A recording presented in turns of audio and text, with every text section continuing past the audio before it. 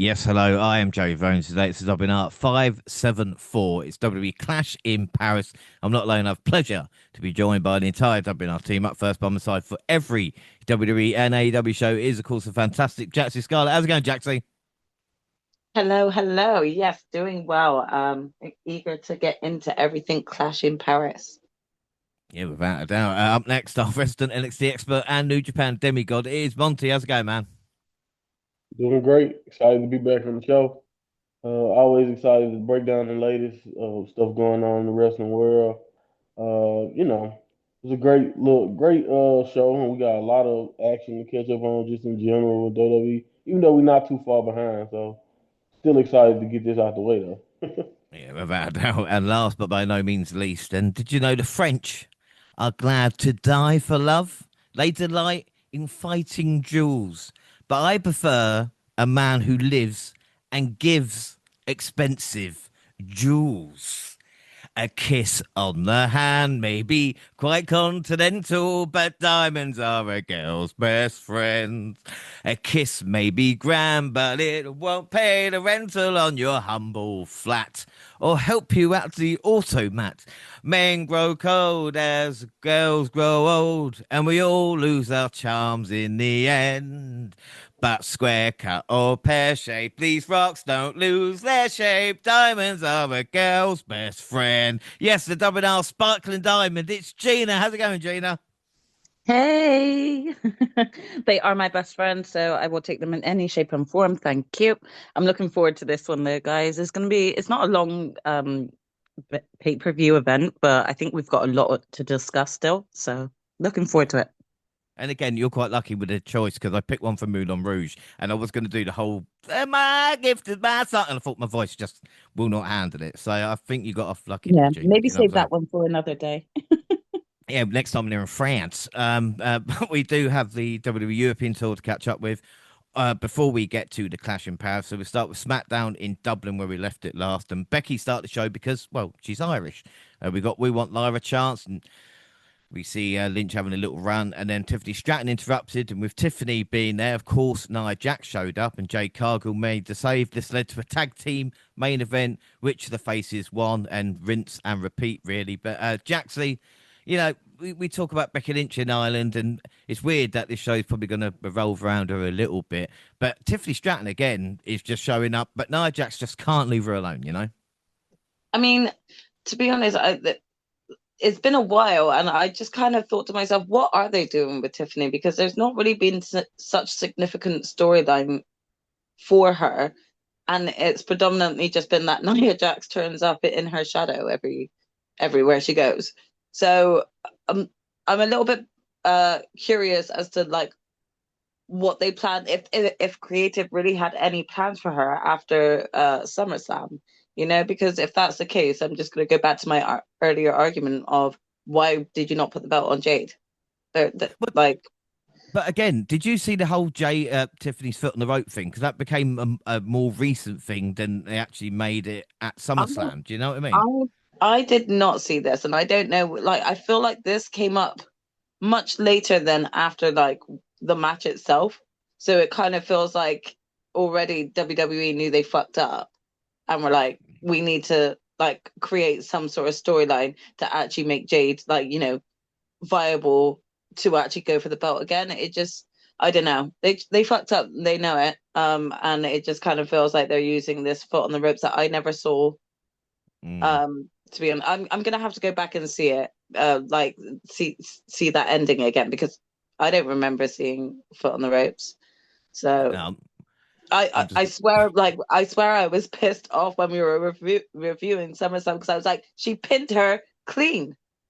So yeah. where this foot on the ropes came from, I don't know. But I bet you any money, if I look for it, WWE's scrubbed like the ending of that match to make sure there's no evidence. Good. I'm glad it's not just me. Elsewhere, Melo don't Miz beat Motor City Machine Guns, with Miz being over with the Irish crowd. Piper Niven beat Charlotte. That's how to do it. The Street Profits defeated the MFTs. R-Truth went to the wrong Dublin, so he couldn't face Ali B.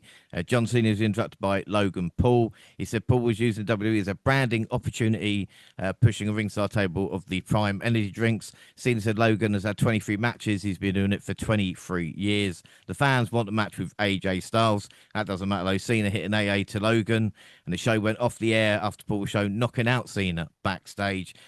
Monty, and again, this is what I'm going to miss from John Cena, because he always did really give these promos where it was, basically truth in what he was saying, if you know what I mean. This was a classic Cena promo. Yeah, I mean, he's always been. I mean, if it's one, everybody probably knows that's probably always been his strongest suit is kind of his promo work and being, like you said, always flirting the lines with what the fans know, and what we all know to be true, and then what is like character work. And I also think this is a classic John Cena promo in terms of testing the fresher face. It reminded me similarly to like the truth he would tell Roman when Roman was a bland baby face, and then you kind of would try to see if you can get him to break and see what he holds it on in the promo. And I think the sad thing about it is that it was hard to kind of watch this promo and not hear the crowd obviously want what we all probably would prefer. But at the same time, I think even the fact that Logan is getting this just stamps that at the end of the day, as much as we would like to say that, oh yeah, this is just this is just branding, this is just celebrity stuff for him. That may be true, but I think WWE is all in because he don't get this match, in my opinion, if they aren't all in on Logan. I think they've done everything they can in their mind to show us that, but it's just like I still hear people saying part timer and saying stuff about Logan where I'm just like, at this point, I'm not saying you gotta like the guy because I don't either, and I'm not saying you should, but I'm saying, yeah, man, we're gonna have to accept the fact that he probably gonna be around for the long haul, unfortunately, whether you like him or not. So, yeah, I think that's kind of what they try to flirt with this angle. But I do think it's just a shame that even no matter how good Logan did, I don't care if they went and they made put together the greatest match they possibly could, it wouldn't hold a candle to what I think we all would have preferred, which is just a match. I know AJ Styles is over in Paris, but just we know that their history. Just a match with AJ Styles would be perfect for this spot. But again, like you said, great promo of Cena trying to sell this though. Yeah, without doubt. And of course, Drew McIntyre is the most loved superstar in Europe. He got an RKO for some reason. I don't know. Move on to Raw. We were in Birmingham, and Roman Reigns kicked things off. He soaked in the love from the crowd for a few minutes, actually. And of course, there was chanting and singing various things. The OTC finally spoke. He said big plans for the rest of 2025 and into next year. He said he's no longer the man he used to be, but he can be once again. He says how he no longer has the bloodline to back him up. He took a moment to say he's proud of Jey Uso. Heyman and Bronson Reed came out to taunt Reigns. Of course, the segment went on for quite some time because the crowd was so invested. Reed also gave us a history lesson about his Samoan tribe's history, and they brawled. But Gina, it's nice to see Roman Reigns have a little bit of development, because again, as we've mentioned on here, he's not really apologised. And this is the first time he's kind of said, look, I've been my own man, but I kind of want to be there again. Yeah, definitely. I mean, it's really nice to kind of see him take this accountability in a way. And, with him still keeping up the persona of the tribal chief, he also still wants to show that the tribal chief has, like, grown from everything he's been through and can acknowledge where he may have been wrong in some ways.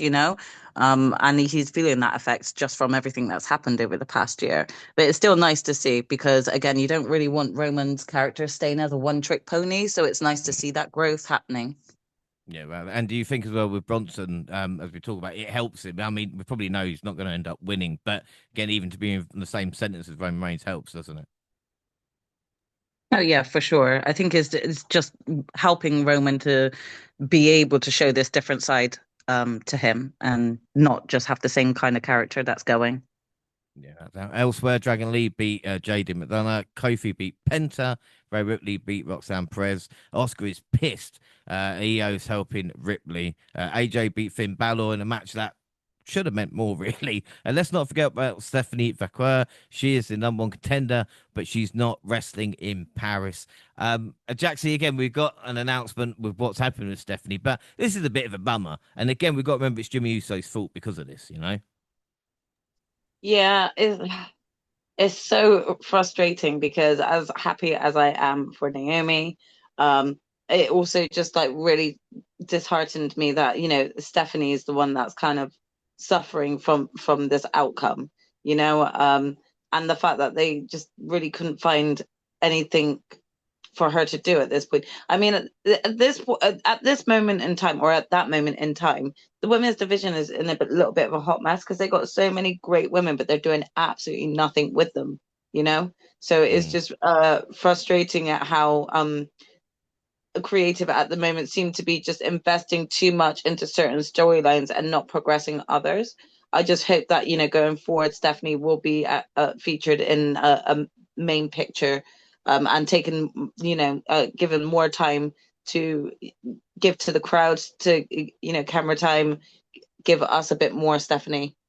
Yeah, now in the main event, Royal Bron Breakker beat LA Knight. I do not like his chances at the Clash.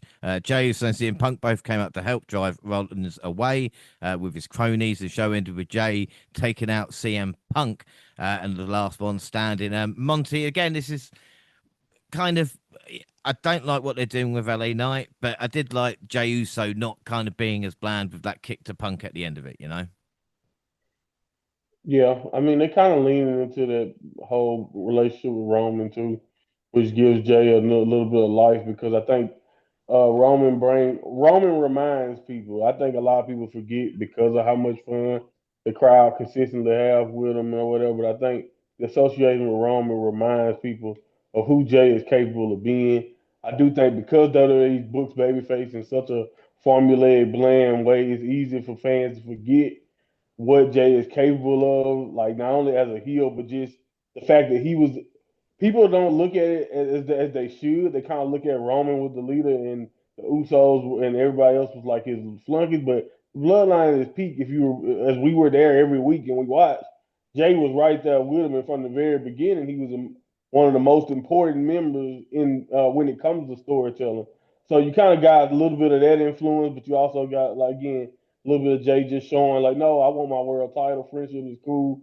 I want my world title, so that's cool. And as far as LA Knight goes, I've been trying to tell a lot of my LA Knight diehards who love cheating on Jey Uso and love talking bad about other baby faces because they don't like how their LA Knight is treated. And I get it. He's been over probably longer or just as long as like a Jey Uso in a sense. And he's probably been deserving. But like if you're just going off the way they have booked him, he's not the world championship material guy in their mind yet. I don't know if he ever will be. I don't know if he'll get that run one day. But just the way they depict him throughout this entire Rollins run and through all of that, he feels like a guy who is good to have there, but he don't feel like he's ever going to be that threat to actually win. Who knows? That could change. But like you said, John, I think right now he's just a good baby face that the fans are going to pop for every week, and Triple H is going to use him to expand his heels instead of being a true world championship contender. But hey, I could be wrong. No, I think you're right about that. SmackDown in Lyon. I will say Leon again because of so many mispronunciations of the show. John Cena taught his opponent on Sunday a lesson in respect by apologising to the kid he famously cut down in one of his first Hill promos months ago and wrapped things up with a vow of victory. Gina, what do you think about this? Because again, I thought it was quite a nice touch. What annoyed me was the kid was more interested in getting a fucking selfie. You're on TV, bud. Do you know what I'm saying? Like, feel the moment. Those sorts of things really do ruin the experience sometimes. I guess like I'm talking like an old person now in terms of when I remember watching the Attitude Era, all you saw in the crowd was like signs and then just people enjoying their time there. And I will admit, it really does put me off sometimes just seeing 100 phones in the air rather than even faces of the fans because it's covering the phones are covering their faces. So that really is kind of off-putting in a way.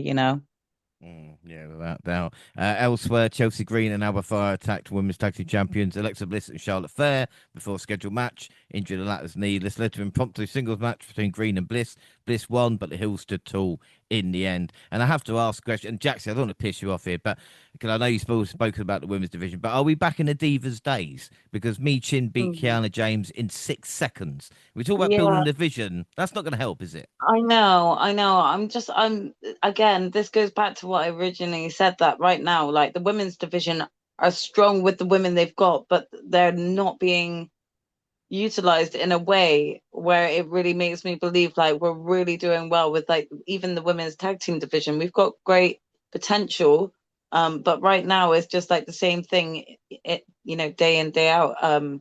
And it's like certain matches you can already tell are easy to read, and like how many wrestlers are you going to make look like fools, like sort of like getting roll up pinned within 6 seconds, because That's crazy. that to me isn't progress at all, you No. know.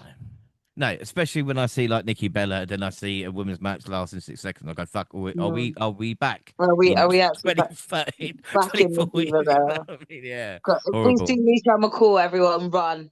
That's it. Drew McIntyre got a hero's welcome. He even let them sing Randy Orton's theme. What a guy. He said if you attacked him because of Cody, then he's an idiot. Obviously, they brawled with Orton hitting the security with RKOs. The Street Profits defeated Melee Don't Miz. And Sami Zayn beat Solo Sikoa for the US title. So that's 2 wins over Solo, and his reign is over. I mean, Monty, and again, we know we're going to talk about what happened afterwards, but what the fuck is this, man? I love Sami Zayn, but I was bitching about him. This is not helping. This is not helping, Monty.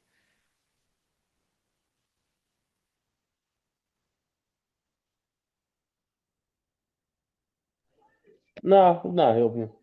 I mean, it's not helping the people who got a narrative against Sammy.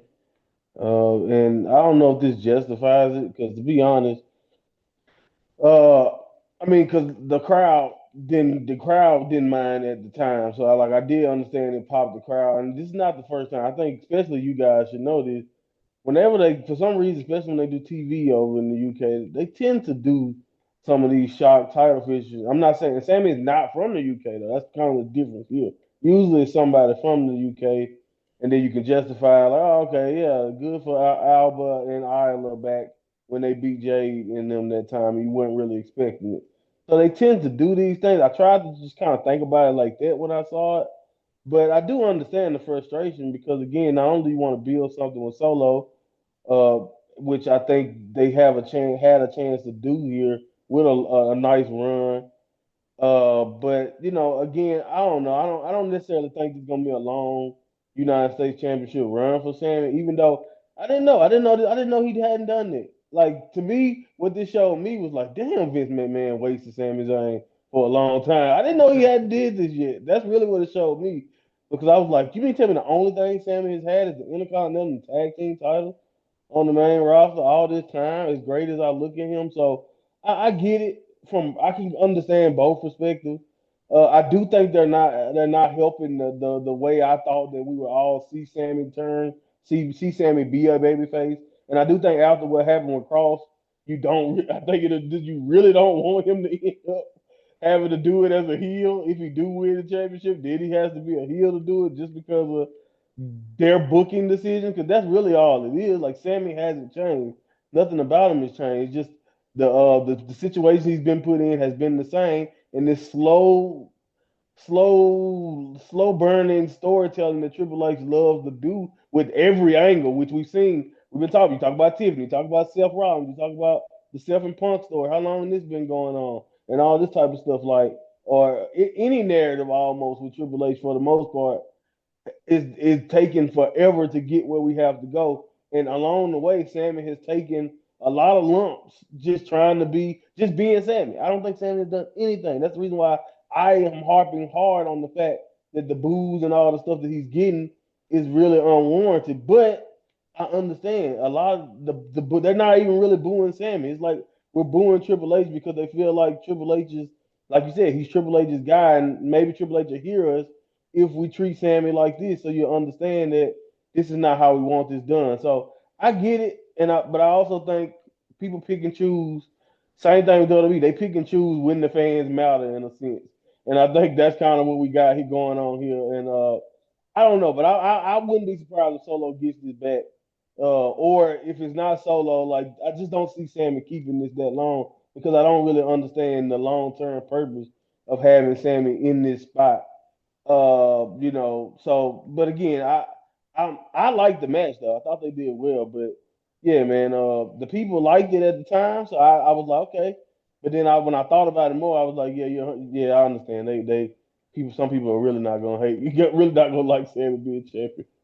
Well, especially where WWE's booked, and you go, well, they're going to take the US title, and then we got Dom versus AJ on Raw as well for the Intercontinental Championship, and it's just like, I don't know, maybe we will get a title change, who knows? We got Clash in Paris first, August 31st, and we got Mark Cole, Wade Barrett, and Big E in the ring with a table. And they did mention saying it was a new article in the New York Times, which looks at the most impactful play-by-play sports TV voices in the 21st century. They mentioned Michael Cole. I don't know why it gets at me so much, but they didn't mention Jim Ross. He is on the list as well. But it's funny because then I looked up the article for, what did they write? And it was just Michael Cole and Jim Ross said, yes, pro wrestling is not a sport. It's a scripted athletic entertainment, but they fall under the play-by-play broadcaster, and they've done it and heard the wrestling calls since 2000 between WWE, WCW, New Japan, and AEW. And it's funny that because Michael Cole has only worked for WWE, but hey, who knows? Anyway, other than that rant, what happened in the 2-hour kickoff, you ask me?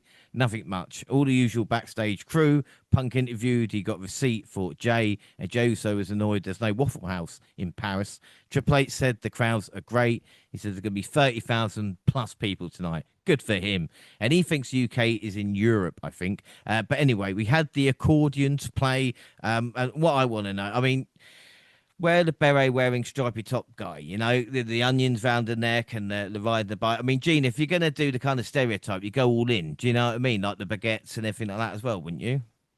You would think that they would just, fully go all in for it because they're rarely in Paris and France. You would think that they would just do everything to the maximum. Exactly, Bit exactly. disappointing. I know. Hello, welcome to the Clash. They nothing like that at all. But Profits and Beef have been interviewed. Sheamus was interviewed as well. We got to sit down with LA Knight. We got Pete Robertsburg walked about. We love Big E chanted, and the screen went black with only voices heard, which were screaming in my head. So that was the kickoff. Really not worth it. On to the main show. Cole and some superstar arrivals. We got a nice tifo by the crowd in Paris with the French flag. I mean, Jaxie, have we ever seen that in wrestling before? I don't think we have. I think only in football. That might be a new thing the French have done, the bastards. Yeah, I have to admit, I thought that was pretty intriguing. I don't think that that's something we've seen as a normal thing around Europe for sure. Mm. But the Eiffel Tower looked more like the Blackpool Tower, but hey, you can't blame WWE for trying. The arena did look great, and we started the show with the tribal thief, holder of the Shoefalla, Bronson Reed, with Paul Heyman in tow, taking on Roman Reigns, who got a monster pop, and we were ready. Reed had announced for everything the former undisputed WWE champion threw at him, repeatedly cutting off every attempt at building momentum. Reigns attempted a spear, and Reed caught him mid-move and did a set-up powerbomb for two in a memorable mid-match spot. Left to the last gasp effort, Reigns delivered a Samoan drop from the middle rope and followed up with a spear to pick up a grueling victory. After the match, Reigns gained a measure of revenge by using the guillotine to choke out Paul Heyman, and the OTC retrieved the sneakers Reed had stolen from him and was bits of signing them when Bron Breakker came from nowhere and speared him through the announce table. He added another, this time sprinting straight up the entrance ramp and drilling Reigns to the floor. Reed added the tsunamis. I laugh at this because it was a little bit of overkill, but still, Reigns was on the backboard, still got hit with tsunamis. Jey Uso attempted to make the save, but couldn't get there. Monty, start us off then. My God, talk about overbooked much. But what did you think of this opener? Yeah, but when you got guys like Roman and that they gonna do their best to protect constantly, and then I guess in a sense Bronson too. But yeah, when you got these guys you want to protect, WWE seems to only know a few ways to protect somebody, which is kind of to overbook things. But this was good, man. I saw some people who didn't necessarily think this was that fine, and I was like, I don't know what they was watching. I thought Brunson did well, and I thought Roman got a pretty good match out of him. And I think this in my opinion, the actual wrestling of the match should only improve Brunson's stock going forward. In my to be not only being there with a guy like Roman, but to just go out there and give an entertaining performance. Even though I honestly think they could have they could have win an extra gear, but I think for Roman at this stage of his career to be in there with a guy like Brunson, I thought he did a really good job of putting him over while still being, this babyface tribal chief, because it's still, you got to kind of get used to that after a good 3, 4 years of Roman fighting the way he did.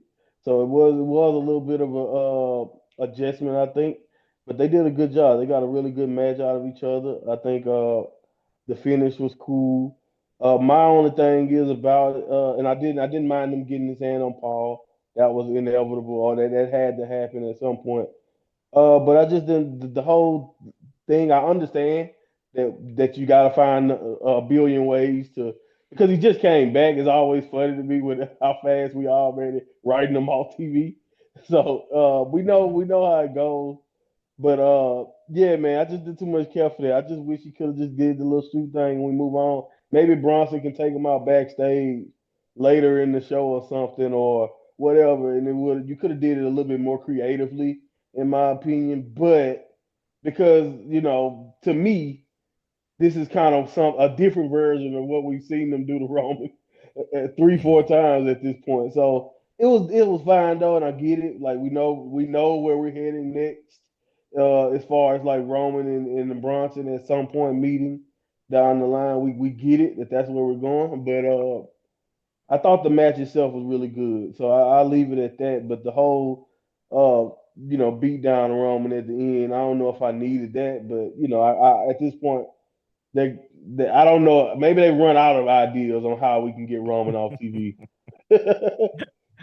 Maybe, but again, it's crazy because I know WWE doesn't think we watch AEW, but we do. So we ended the last pay per view we watched with a stretcher job, which I hate the stretcher as well. And how did we start this PLE? Of course, with the stretcher for Roman Reigns. But I mean, Gina, like Monty said, there's only so much you can do. I thought Bronson was really good, and again, Roman's got that new spot now. He can't main event, so he's just going to open the show. Yeah, I thought this match was really good, and I do feel that Bronson shined in this match a lot. He seemed to dominate Roman a lot, which again puts him over quite well. If they do want to keep, him as like feared sort of throughout the WWE, why not make him look dominant against someone who's Mm. been dominating the show for however long? So I thought it was just a great match. I do feel like the opening spot is a good spot for Roman because everyone's just itching to see him anyway, and at least he gets to chill for the rest of the night. So I'm not mad at him being the first on the match card because it didn't really feel like, a 0 hour or a pre-show sort of thing. It was just gone straight into it, and it's that big that it starts off with Roman. So I thought it Yeah. worked well. Yeah, about that. And Jaxie, again, we pretty much mentioned everything. But the thing that surprised me is this took up to over 50 minutes. So basically, first hour of a PLE dedicated to this. I know the match took up certain point, but Mm. it was the kind of beat down and everything after. But I just was like, "Fucking hell, this is going on a little bit." Yeah, do you know what? I do think it was everything to do with after the match that also helped lengthen it out a little bit and kind of ended up making it feel like an episode of Raw or SmackDown rather than just what it is, which is a PLE. And I have to agree with Monty. Could they not have just like Roman let like pick up that win, sort of walk off and lick your wounds, and then like we just have a backstage segment where Roman's taken out after? Because I do feel like that took a bit of shine away from it, but also at the same time, watching it, I went, yeah, well, this is to write him off, because he's already been announced in, a movie alongside Cody, who's also off. So it's again, it's all about predictability lately when it comes to certain creative storylines, and creative could do better, really. Yeah, no, I completely agree with you. So out of five, then start us off, Monty. What would you give it? Yeah, good a four. Give it a four. Gina Yeah, I'll give it a four. and Jaxie. Same. Yep, I'm going to give it four as well. And the predictions, the WNR Prediction League 2025 after Forbidden Door. Oh, thank God we're not doing AEW today. It's the bonus league first. Monty is on 17, James and Jaxie tied on 14, Gina on 11, AEW Monty on 4, Gina on 2, Jaxie on 1, James on WWE Monty on 7, Jaxie Gina on 5, and I am on 3. We all went Roman, so all on 1 to start off. Isn't that nice? Adam Pearce ejected the bronze with a threat of suspension. Of course, that might affect the main event later tonight. It then got the WWE Tag Team Championship, the Street Profits versus the Wyatt Six. Neither team gained a sustained advantage, with each trading control of the bout at different points. Late in the contest, Loomis took out Dawkins at ringside, only for Ford to wipe him and Gacy out with his trademark senton. As Ford built momentum, Nikki Cross trapped his foot, allowing Uncle Howdy to deliver a Sister Abigail on the arena floor. The incapacitated Prophet fell to the plague as the champions retained. Gina, what were your thoughts on this? Yeah, no, I thought I thought it was a good match, but like I also found it funny that like, the Street Profits literally had like a really hard hitting match like a few days before to get this chance at this match. And the Wyatts, like, when was the last time they actually had a match? Because I think even Wade said that the Wyatts haven't even had a match in a few weeks or something like that. So it was just like, okay, well, yeah. Uh, so you already kind of had a feeling that they were going to go into the Street Profits were going to go into this with, not that much of an advantage, basically, is what I'm trying to get to. So I do think it's difficult. Where do the Street Profits go from here? That's Yeah, that's that's true. what I keep thinking. So unless they're gonna do, the standard move where they split the team up, I don't know how well that is gonna work for either of them to go solo at this point. But like I also don't see where they go from here in terms of the tag division. So yeah, I mean, don't get me wrong, I enjoy seeing the Wyatt Six. I would like to see them a bit more, and have more storylines involved. So hopefully we'll get that going forward. Yeah, without doubt. But you make a great point, though. I think it might have been even SummerSlam last time they had, like I said, put the tag titles on the line, most definitely. But Jaxie, and again, it's nice to see the tag division given a little bit of love, but again, with the time that it had, they did the best they could, I suppose. They did, and I wouldn't say it was like an awful match at all. But it did leave me with questions as to what do the Street Profits do now. Also, I just think like, I'm a gamer, so I'm not trying to actually badmouth this, but you put you put the Street Profits in like Borderlands gear, which probably is more well suited. Like the characters they portrayed in Borderlands would be more those that you would expect of like the Wyatt Six. Like Street Profits have come like have this cool suave thing that they have about them. It just kind of felt a little bit odd that they were coming out dressed like the Borderlands characters. I don't really feel like it did anything necess- necessarily, to elevate anything. Hmm. So that was a bit confusing to me as well because I just felt like they were on the wrong wrestlers, like the characters themselves. But yeah, I do worry about like the tag division in the sense of we're seeing a pattern here with certain championships really not being featured on anything other than a PLE with no build up, and like the champions really just aren't being shown enough. We could say that about like Julia, we could say that about even just like the Wyatt Six at the moment. And I know that their whole sort of like bravado is, sort of silence speaks louder than words, but Uncle Howdy can cut a good promo. So I don't think that they couldn't like utilize them in a much better way. So hopefully going forward they might continue to just like put effort into the tag division and building something again. Because again, to be honest, the TLC was a great way to showcase like your tag teams.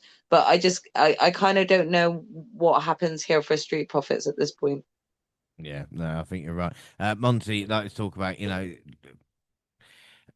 This match, of course, was sponsored, as Jaxie mentioned, with the Borderlands, and the tower with the fireflies look cool. But there's an issue when the kind of entrance is more entertaining than the kind of the match itself.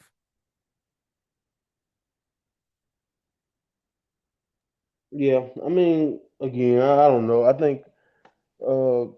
I think again, I want tag matches on the card, so I try my best not to beat on them too bad for at least giving us one.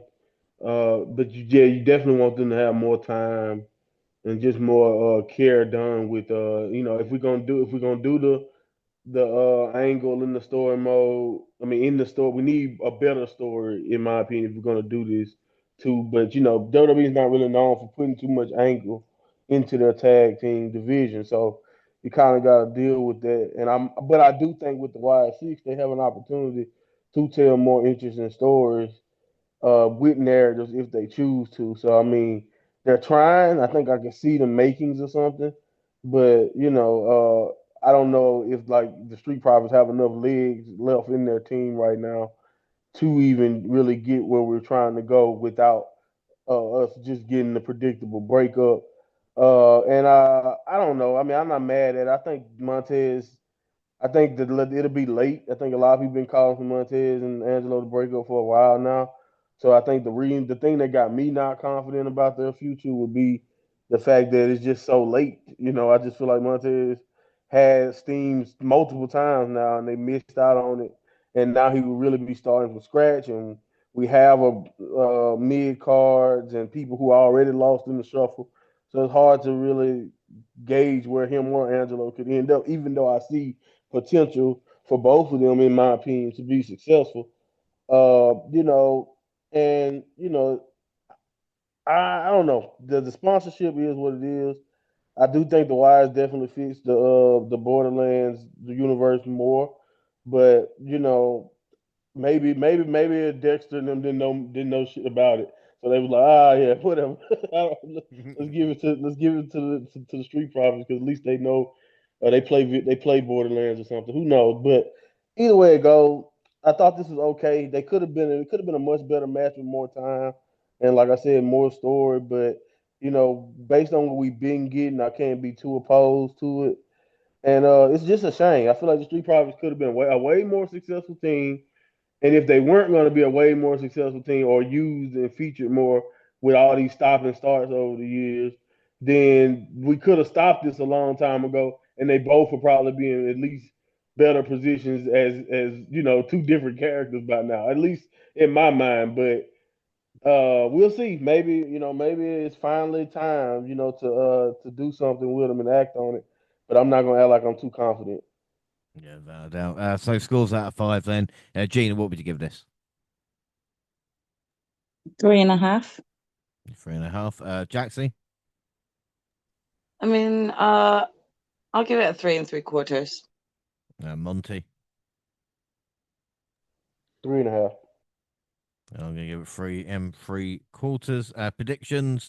We all went to white, so we're all on two. And we got the Women's Intercontinental Championship next. Nikki Bella versus Becky Lynch. Lynch gained control early and set the pace of the match against Bella, who might have had some ring rust, to say the least. And the babyface fought her way back into the match, though, and slammed the man's face into the announce table.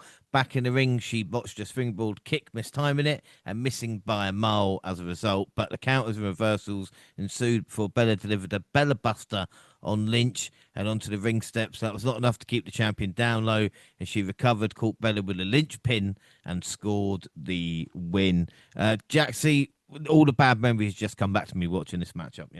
Oh, Oh. like this one's really hard because I really don't want to come across as like always complaining or anything like that. But I think you called it well to say like ring rust. I can't tell if it was like a mixture of ring rust and sort of like maybe a bit of no selling that was going on. But like this certainly was what I would call like one of the more cringier matches to watch. Um, like just in certain moments. I wanted like this to, just showcase Nikki Bella really well and stuff like that. And I don't think that everything is completely her fault when like you're not working in tandem with your partner. It just doesn't always add up. But there were just some real embarrassing moments for me, and I was just I felt very sad for the match, you know? I'm No. trying to be nice about it.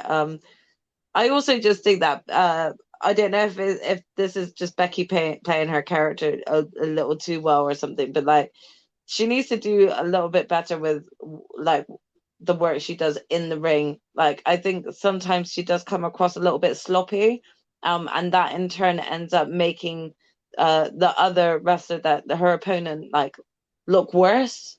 So I think she could do it with a bit more like show of sportsmanship or like you know some sort of like camaraderie to your partner in the ring there, you know. But yeah, that's just me. Well, it's funny you say that because and Monty, you can help me here with all because you were the one that said it that last one as well. And Lynch is in the position Sami Zayn was last month with Karrion Cross, but it is Becky getting the heat instead of, like we said, Sammy. With the shit with the Cross, it was because Cross wasn't a good worker. This is because Becky's not really worked that well, and the stuff she's getting. I mean, not just you, Jax, but obviously worst online and stuff like this with her performances in ring. And Monty, I completely disagree. I think this is all Nikki Bella. I think Becky is one of the better workers, and yeah, maybe sloppiness at time, but I think it's just all down to Nikki. She's more interested in the hair extensions than she was in the actual matchup. And that's what Those it's just hair little things you extensions. notice. Those hair extensions.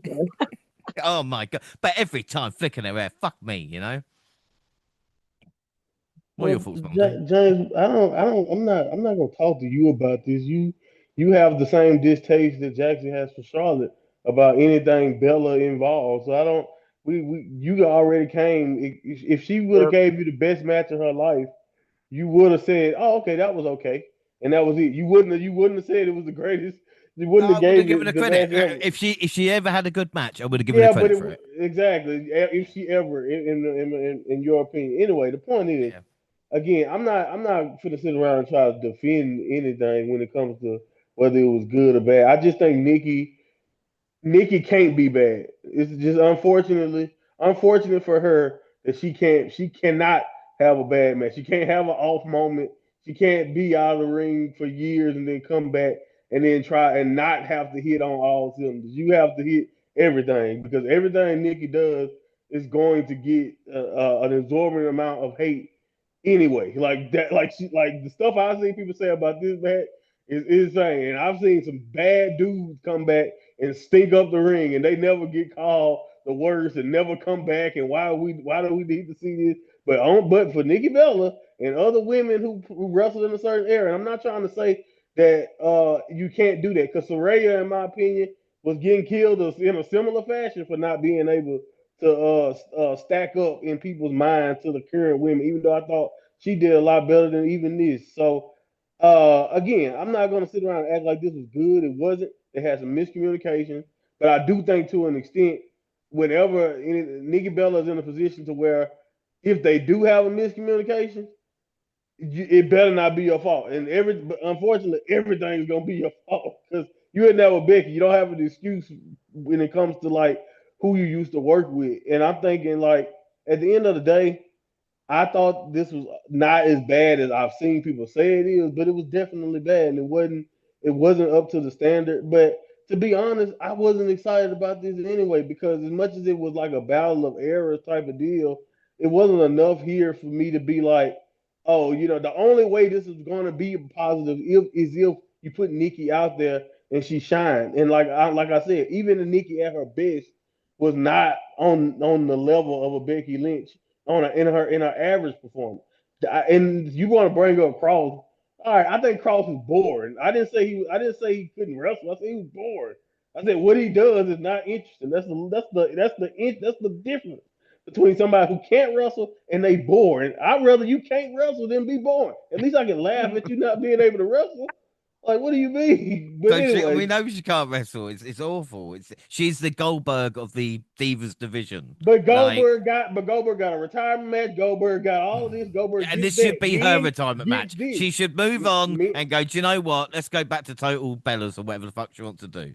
Do you know what I well, mean? I Just doubt, move I on. seriously doubt that. But again, I seriously doubt that's gonna happen. But My only argument for Nikki Bella, and again, this is something that you ignore, and it's very poignant that you bring it up because it's just going to come right back around to how we end this show.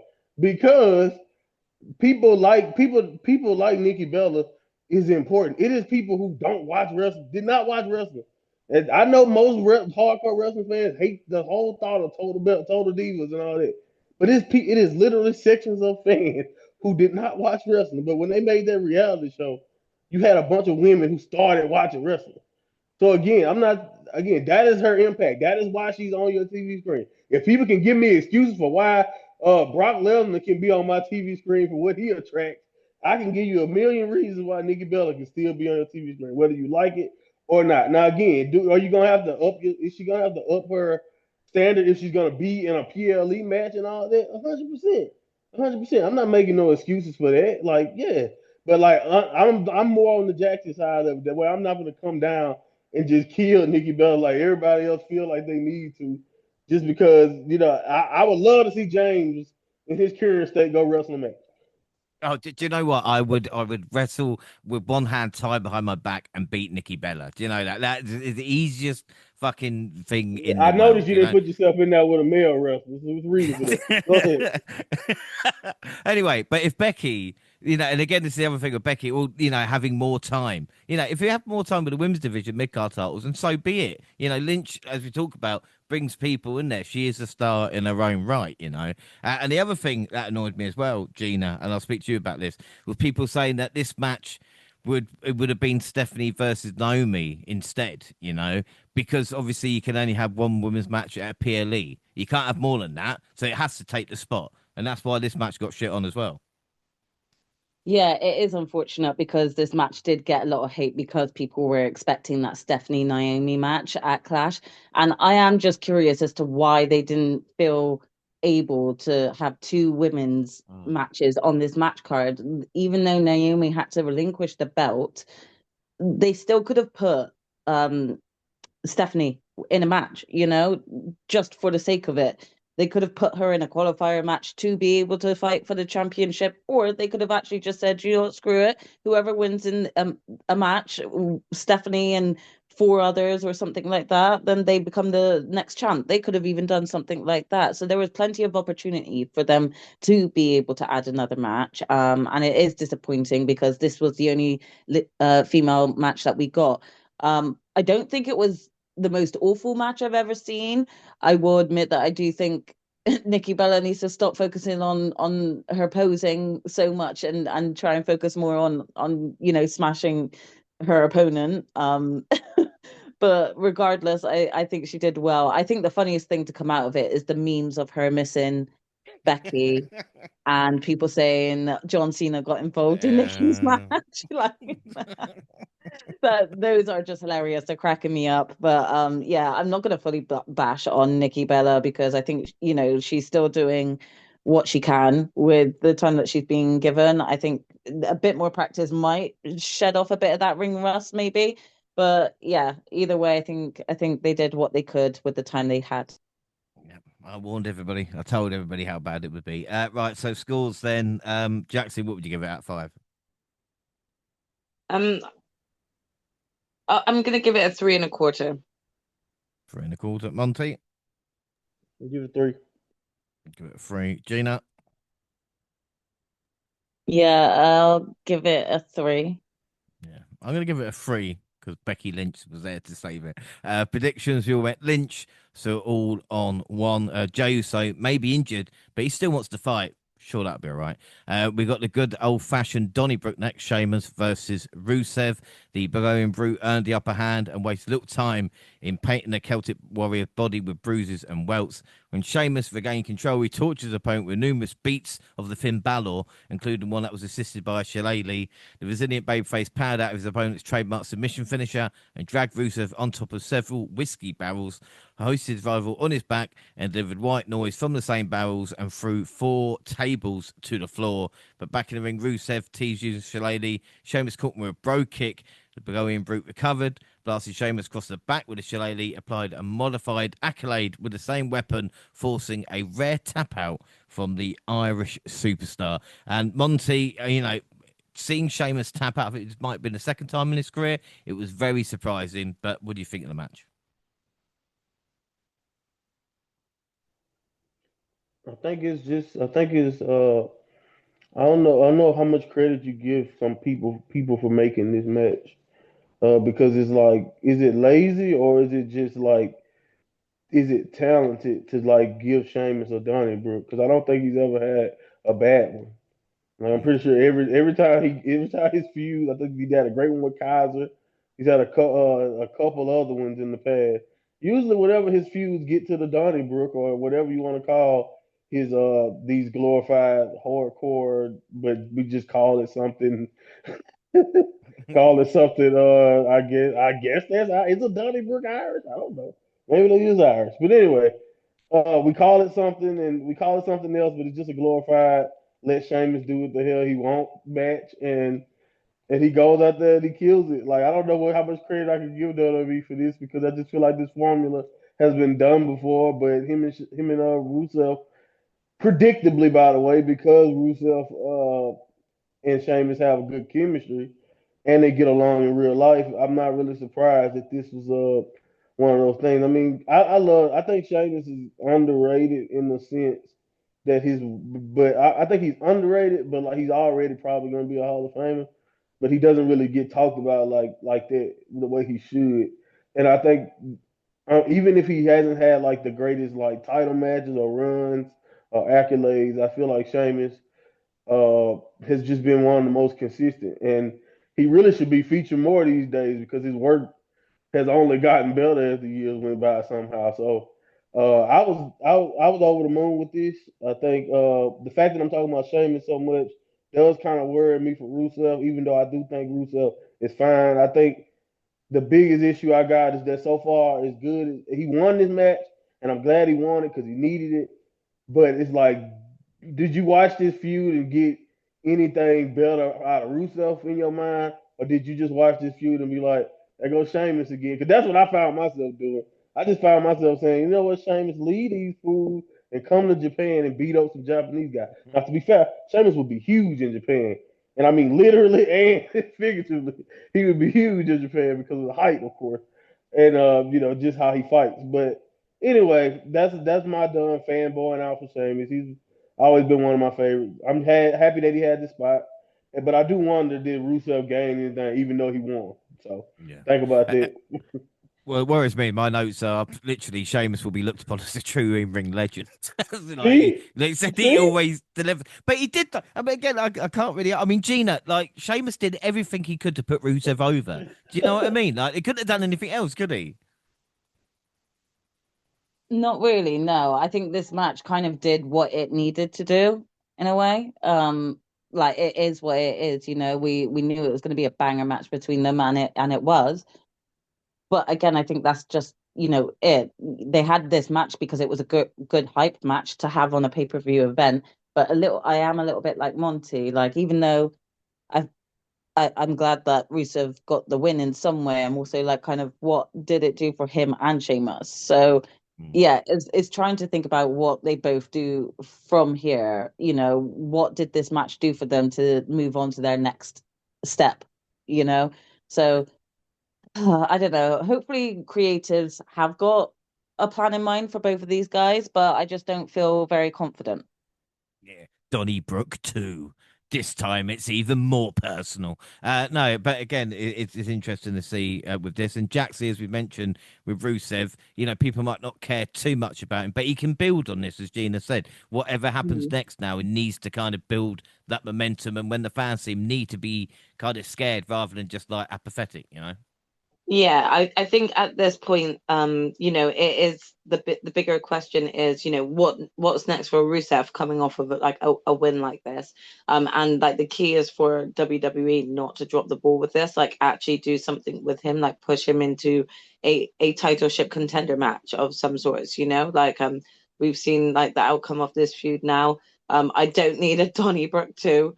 So, do focus on, other opponents for each of them, have Sheamus start sort of, building some form of redemption for himself. anything other than, just keeping these two at it. Not saying that what they hadn't done already is not good work, but this is something that, we've only seen these two really focusing on each other.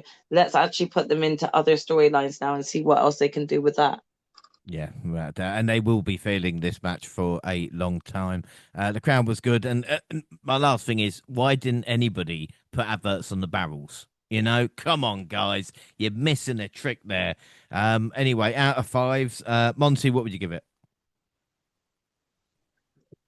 I don't remember what I wrote down initially for the Fatal Four Way, but this was definitely one of my matches of the night. So I think I gave it 4.5. 4.5. Gina? Yeah, I'll still give it a high score of 4.5. I still think it was a great match, and if there's a match to go and watch, I would say this is one of them. Yeah, without doubt. Jaxie? Yep, agree, 4.5. I'm going to give it 4.75. Predictions, we all went Rusev, so we're all on 4. And up next, Logan Paul versus John Cena. And Logan beat Cena down, cut him off at every turn, and looked to be en route to a shocking victory. But the Unseen 17 fought back through and set up for his 5 moves of doom, only for Paul to wiggle free and deliver the zigzag for a 2 count. The YouTuber attempted a buckshot lariat, but Cena caught him and delivered a flatliner, a la the great Chris Canyon for 2. Or was it the end of days for Baron Corbin? Or maybe even a modified Sister Abigail for Bray Wyatt, eh? Anyway, Cena added an Angel's Wings, a move obviously synonymous with Christopher Daniels, and the move busted Paul's nose, but not his will, as the social media star answered with Cena's own trademark moveset, only for the babyface to catch him with an attitude adjustment for just a 2. Logan tried to hit a Cesaro uppercut, but did deliver 2 frog splashes to no avail, and Cena broke out of Styles Clash, obviously an ode to AJ Styles. Paul tried for a late match crossbody block, but Cena rolled through and delivered an attitude adjustment. He tried for a second, but Paul wriggled free, hit him with the hard right hand, but Cena bounced off the ropes, delivered another of his finisher, and scored the win. Gina, what were your thoughts on this? Okay, this is going to sound really rare from me, but I think this is probably one of John Cena's better matches this year. And I don't want to give that high praise to Logan Paul, but I will admit that I was thoroughly entertained with how well they both worked with each other. I think they both delivered quite a hard-hitting match. They had the time to be able to do what they could with that match, and I think that they used that time well. Um, yeah, I don't really want to inflate Logan Paul's head too much, but yeah, I will say I think it was a good match, especially for John Cena. Yeah, I enjoyed it. I don't really know Yeah. what else to say about it because I still have a bitterness. But yeah, No, you but get this what I this mean. this is what John Cena's farewell tour should have been. Do you know what I mean? Good Yeah, matches, and whoever the opponent would be, so to speak. yeah, basically. No confusion and stuff, just, straight up Yeah. wrestling, I guess. But yeah, that's what this was for me. This is another one that I would say is worth going back to watch on the match card. Yeah, and I will say to Michael Cole as well. He said 23 matches for Logan, and not a bad one. Check out the Rey Mysterio one; it was shit. But what might happen though, Jaxie, even being in the ring with John Cena, is again learning from the crowd and certain moments rather than having anything rehearsed. Kind of what we've spoken Mhm. about with Logan before, you know. Yeah, I think that my sister brought up great points. I don't really want to give credit to Logan, but I do believe that this was some of the best work that John has produced within the ring. They had, great chemistry and everything, and it just worked really well. Um, there were a few moments where, okay, Logan Paul didn't look awful, but that's it. Yeah. Um, but again, I think this is one of the matches that was on the match card that felt like a premium live event match. So I'm gonna give it what it is because of, it was an entertaining match, and one, like you said, that this should have been like the consistent level of matches John Cena was seeing throughout the whole first half of this year. But we're just getting it now, so let's see how well how well the matches continue, I suppose. Yeah, without a doubt. Not many left now. We'll get onto that in a second. But Monty, you know, when we talk about Logan, you did touch on it earlier. Like it or not, Logan will be a world champion just with presentation and kind of and what everybody's saying about him. I have to admit that, even though I don't like him. I ain't say all that. Hopefully they hold him somehow. I doubt they will. Like you said, you're probably 100% right, but I'm just gonna reject it until it happens. Mm. Because why would I ever want that to happen? But anyway, yeah, man, I don't know. It's funny though. This is where Grouchy Monkey comes out because I didn't hate this match, but I came away from this match just like Logan Paul sucks. And the only reason why is because I came away from this because it was a longer match, and Cena was doing all these moves with people, and he talked about it after the match. A lot of the stuff he brought up, he did that on purpose because these are people he respected from the industry that he's either fought or wanted to fight or whatever. So a lot of that stuff he did was on purpose. You call it. I didn't even think about Sister Abigail, but it was definitely looked like an end of day. And he definitely did a couple other moves that you highlighted that's from his past, but not just from his past. So I thought that was cool. But when I was watching Cena do that, and whenever Cena, you always notice when Cena splits from his formula because he does have one of those move sets where he was the same for so long, you almost know what's coming. So when he did split it up, but then I was watching what Logan was doing, I was like, Logan Paul don't have a move set. He just got a bunch of finishes. He watched a bunch of other people's matches and he just took their finishes. He has little to no psychology when it comes to the moves he's doing. He has little to no, like you said, this match hopefully will help him, but he has little to no crowd awareness for what to do next. For any of the people who watch enough wrestling to know that you don't just do the next cool move. He literally walked when I watched Logan Paul wrestle now, I had to say this now because in the past I remember vividly being, you know what, we just gotta admit it, he's pretty good. It's not that he's good, he just does a lot of moves from wrestlers I associate with being good, and he puts them all together, and then that doesn't just executing it like you You've just said broken with the Nikki Bella. matrix here. You've Right. broken the To me, matrix. right. I figured it out. I was like, he's not that good. He's just doing a lot of moves from people we already think is good. And he puts it all in one match. And we're like, wow, he's good because he can do this. And people got to understand they're still grading him on a celebrity scale. But when you grade him on an actual wrestler scale, it's like, oh, he couldn't lace Hangman's boots, even though he can do a lariat. He can do a buckshot lariat. But anyway, that's my take on him per se in this match. This match kind of exposed it for me because Cena is the perfect wrestler to pay attention to that type of stuff because, like you said, Cena plays off the crowd. Cena does certain things when the crowd is looking for it, or he likes to swerve. He likes to do things differently when the crowd is looking for one thing. And it wasn't really a lot of that in this match. It was just a lot of let's get these moves in and let's execute them right. And Logan, he does execute it right. Like, and again, it's a credit to him because, like we just talking about with Nikki Bella, like it's people who've been working a long time and they got different talents. Like it's funny y'all mentioned like she got to stop posing. What the hell was the key element to wrestling when she was wrestling? It was looks. Like that was the key. Like that's what she got paid off of for a long time. So you got to break that habit. But anyway, execution is important. So he is good in a sense that he doesn't just botch all the time. But at the same time, wrestling is more than just a bunch of moves. Like people kill Osprey, people kill Ricochet, and say that they're not that good. They just know a bunch of moves. Even though all of us know they have psychology and they don't just do a bunch of moves. But Logan Paul is literally who they talking about. And he gets a lot of praise online, even though I know he gets plenty of hate too. But anyway, that's kind of like my takeaway watching this match. I was just like, yeah, he really don't have much psychology at all to this match. And if you like me and didn't really care about the angle of this match, I was waiting on a story for this. And it wasn't much of a story. They just went out there and they did what they had to do. So yes, this was great for Cena. Another good showcase for what we can see Cena still had to do. And I agree, James. We wish we could have got more of this on this tour, or more just letting Cena go out there and cook with different people and do different things and pay respects to a lot of his great opponents of the past.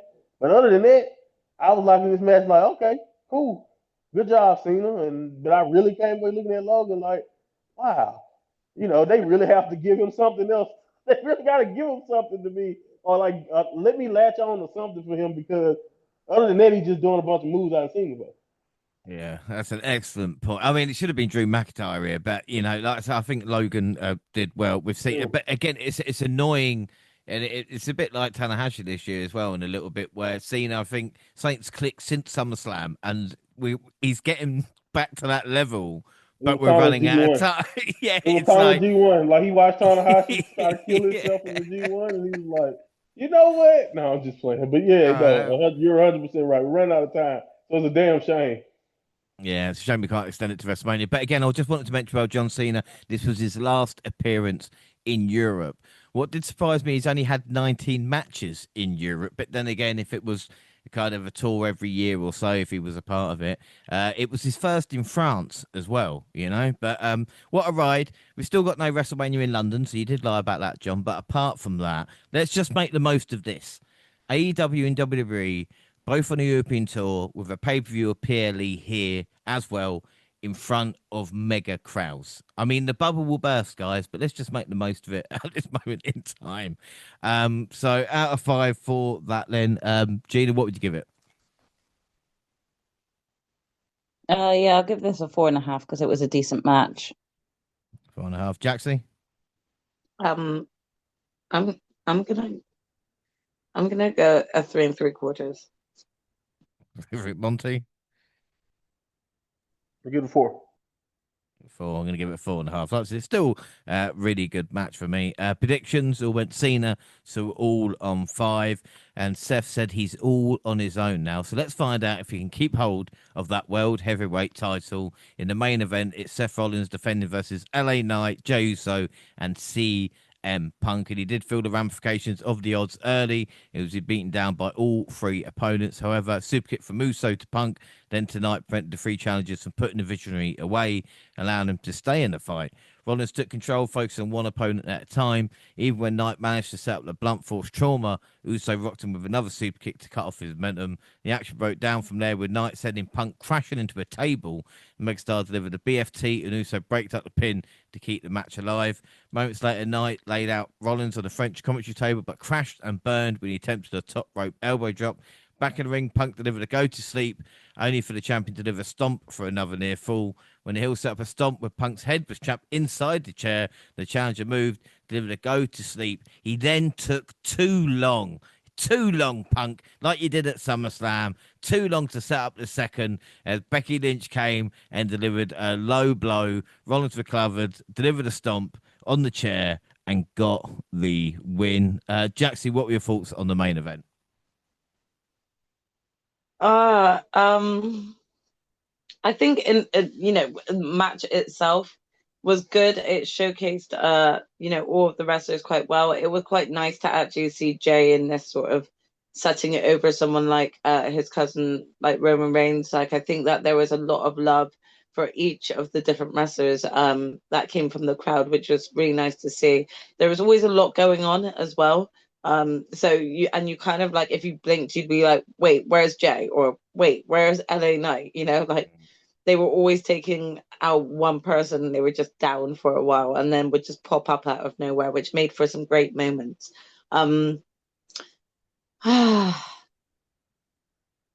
Obviously, we'll go into talking about why these decisions were made. I think in the moment at the time, I just felt that that was just a real cop out way to end the match. I don't know. I'm not trying to say that what they're not producing, like, Becky and Seth, isn't entertaining to some extent, but I kind of feel like I've got a fatigue from both of them. So this for me felt like a very sort of like lackluster ending for a PLE in Paris. Um, yeah, I don't know. I kind of was just shaking my head, that sort of thing, to be like, okay, we should have known that, Seth had another thing up his sleeve. So yeah, it was Becky. I've got no problem with Becky getting involved in the main story and Raw. Like we said, give the women's division bit more like Monty. No, What but I I found. think that Go on. spot could have potentially gone to, another wrestler that, has been scorned by Punk, or just like another, or they could have even given us, another return if there's like, any male wrestlers that are due to return, or just sat waiting for their moment. They could have just yeah, I don't know, gotten a bit more creative, so to speak. I guess. So Yeah. that's my take on it, though. It's not bad. It's not bad because I think of what we've gotten out of it, and we'll discuss that further in a minute. So the end game product like makes it the payoff worth it. But I'm just saying, I feel like I wondered whether or not that spot could have gone to someone else. Well, that's interesting. But what I found interesting as well, and I don't know about you, Monty, as soon as Becky got involved, people going, "What is it? The Seth Riders now? Is it? Is that what we're gonna do?" Wow, I didn't think about that. that's that's pretty funny, actually. I'm sorry. Yeah, no. I don't know. I'm actually very much agreeing with everything that was said there. I mean, I didn't really care for the finish in that regard. Maybe I got PTSD from the last time Becky and Seth on TV had to acknowledge their relationship together. Maybe that's what it is because I just didn't care. But I mean, they just could have did it better. Let me just say it. Let's say it that way. In my opinion, for me, they could have executed all this better. I mean, once you kick the Bronsons out, if it was pretty predictable. All right, if we let's make a big deal. He's all alone. Okay, so Seth won't be all alone. So it's all about who is it, and so for it to be Becky, but it was kind of a cool swerve because it's like I guess the answer was right in front of you the whole time, and they are both being annoying heels. But the Bronsons already feel like self security guards instead of faction members. Like that's my biggest problem with this entire faction altogether right now. Is that other than his relationship with Paul, which in my opinion is not really a relationship, Paul just still being a wise man, but we gotta act like he's something else. And then you got Braun, who's obviously gonna take over probably sooner than later, and he probably needs to. At least that'll be something different. And then you got Bronson, like they just self security guards. Other than that, they don't really have anything unique going on. So at least with Becky there, I do think that you have have a chance. Not, but it was unique until you said self riders because I didn't even think about that. That just ruined that for me too. So it's like, oh well, now it's not even that unique. It's just weird now. I mean, it's fine. I don't have a problem with it. I just hopefully they get more creative with what they're doing. I think my biggest issue is just that the problem hasn't been self or needing another member to me. They just been doing the same shit every week. And now when you throw Becky in there, I feel like up to this point, it's like, oh, okay, here go another vessel to keep doing the same shit. Like Becky's been on top. What's gonna change? So it's like that's all. That was my biggest issue with it. It's just like, okay, it's fine. I knew it was gonna happen that way. Like something was gonna happen because Self is the type of heel right now currently to where he needs help constantly. And I'm not saying Roman didn't, but they didn't present Roman like he needed help. Roman always ended up needing help, but Roman didn't feel like he needed help for some reason, even though he had all the help. So I don't know. I don't know why Self feels so neat, so different so far. Maybe it's because he has a cowardly angle that Roman didn't have to him all the time. But yeah, man. Again, I don't mind it. I thought the match was good. I thought it was going pretty well. But for me, I just felt I'm agreeing. Like to me, it felt like a deflating ending to a show. And I'm like, maybe that's the way I'm supposed to feel because these are bad guys here. But yeah, and then it was also another situation of Punk just being like Punk. Come on now, at this point you have to be more, you have to have more sense than that to know that this was just he's by himself. I got him. Like no, it never goes that way. So I wish again, I wish they could have executed this a little bit differently maybe, but I can't really think of how if this is the end goal. But like you said, a week later and seeing as where we are now, I kind of can. Okay, all right, cool. But at the time watching this, it was just like, man, this is okay. This is okay, but this is what you don't want. And like I always say, PLEs and pay-per-views, you don't want people watching your main event and then being like, all right, well, I don't think I care to watch Raw now, or I don't care to watch Dynamite now, or I'm not looking forward into going into the next show watching this ending. And I don't think that's what you want when you give us a reveal of a new member of your top heel faction. Yeah, no, I think that's true. But it is great to see so many kind of creditable face challengers. We are living with that as well. But Gene, I think the issue is, especially with these kind of four, that the youngest out of the four is Seth. But because we've seen Seth do it so often, like I said, I wouldn't mind like a little LA Night run or something like that, just to Mm-hmm. stop the kind of monotony of what we've seen recently. Yeah, it does feel kind of repetitive, you know. I mean, I'm not going to say I didn't see this coming, especially because I felt like they planted seeds all throughout the night with, Jay being injured for helping Roman earlier that evening. That's kind of already ruling him out. They kind of planted seeds when Seth was like interviewed backstage about, the fact that he didn't have anyone in his corner now to go into this match. So it kind of already painted the picture like, is Seth really going to go into this match on his own, or is he going to have another trick up his sleeve? So I already felt like it was planting seeds, but it would have been just really refreshing just to see, an LA Knight win come out of nowhere for this one. I'm not saying the match wasn't good. It was a good match. It was very entertaining. I am a little bit in the similar mind of my sister, in terms of like they could have brought someone back like Austin Theory or someone to helped Seth in that spot. But I also understand from a a creative perspective, what they were looking to do in the long run with this. It makes sense. So, but yeah, it does feel a little bit repetitive, and I feel like Seth is gonna kind of get caught in this same old cycle soon if it keeps this way. So that's why it would have broken it up if LA Knight got the win here. And like I said, Bandages did make an appearance with Joe, so Punk got his receipt as well. And maybe this match would have been better with or maybe the PLE would have been with John Cena being in the main event because that's what the fans were really there for, or that's what you felt as the show ended. And Seth did pin Punk, but that won't stop Phil, will it? So out of 5, then, Jaxie, what would you give the main event?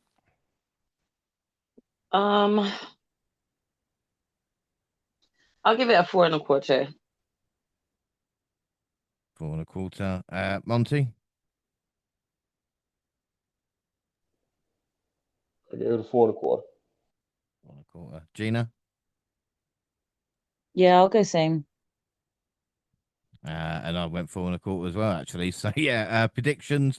You all went Seth. So, final scores a very rare grand slam, all four with a perfect score, But again, Jaxie, you're probably going to take it away from me because you'd be like, oh, look how predictable it was, like even you won. But I did win. So, that's good, I suppose. I mean, I think that a lot of the initial reactions to the match card itself kind of already told you how a lot of the matches were going to go. And I'll just say that this was one where I feel like all of us played it safe and it paid off. Yeah, without doubt. So we all get the win. So after Clash, before Heatwave, bonus league, Gina's on 12, James and Jaxie on 15, Monty on 18, because obviously we get a point for the perfect score. And then WWE, I'm on 4, Jaxie Gina on 6, Monty on 8. So overall, then, look at the night in itself. Monty, why don't you start us off? Give us your MVP and your rating out of 10. I'm trying to have a look at your matches. I think Sheamus and Rusev is your match of the night.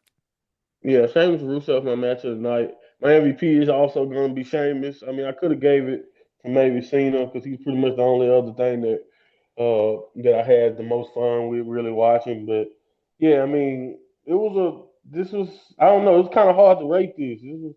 I don't want to say it was a glorified like Raw because it was better than that, but at the same time, other than the environment that the people in Paris set up with their intensity and them being excited and like I said, that a couple matches towards the end, this show really wasn't really that good of a show. Uh, and it just makes me wonder not necessarily that do we need to have a PLE, every month. But it's just like if you're gonna get some of this quality, if we're gonna do this every month, and we're gonna keep putting people are gonna be paying exorbitant prices and stuff these days. I need maximum effort even from my booking. And I'm not saying it can't be predictable because we know things can be predictable and still be fun to watch. But I did come away from this like taking positives away from it, but still not. I don't think I really had fun watching it. And again, that could be some of that can be me. And but all of in my opinion, I feel like them fans had a great time, and just I'm happy that they enjoyed it.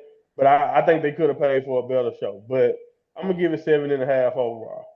Yeah, no, I think, especially with WWE, I think they do take the crowd for granted. When you look at these shows in these great places, and the show's quality is not all there, and it is down to the Right. crowd kind of making it at the moment in time. But I think that's always been the way with the European tour. Maybe I'm a bit biased with that because it's always shit that I see anyway.